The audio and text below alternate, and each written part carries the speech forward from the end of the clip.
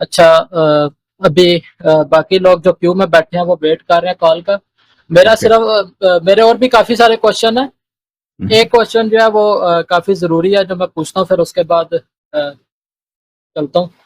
اچھا، نکاح مطاع کے بارے میں آپ کیا کہتے ہیں؟ کیونکہ اس کے اوپر نا ٹی وی پہ بھی ایک بحث ہوئی تھی پچھلے دنوں، لیکن وہ کافی جو ہے نا زور پکڑ گئی تھی وہ بحث، تو جس کی وجہ سے کچھ سمجھ میں نہیں آیا.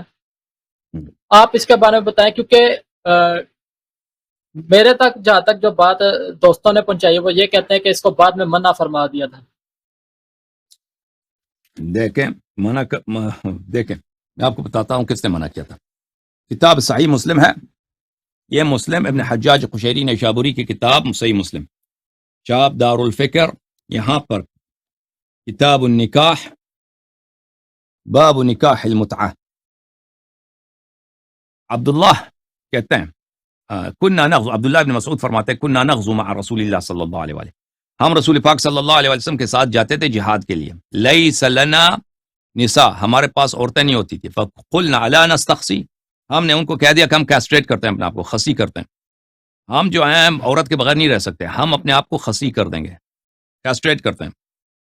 تو فنہانا عن ذلك، انہوں نے اس سے منع کیا. ثم رخص لنا ان ننكح المرأة بالثوب الى اجل، تو رسول اللہ صلی اللہ علیہ وسلم نے ہمیں اجازت دی کہ ہم کسی عورت کے ساتھ کوئی کپڑا دے کر کپڑے کے بدلے اس کے ساتھ نکاح کریں الى اجل، ایک مدت تک، ایک دن 2 دن کے لیے نکاح ہو، اس کے بعد اس کو طلاق کی ضرورت نہیں ہے.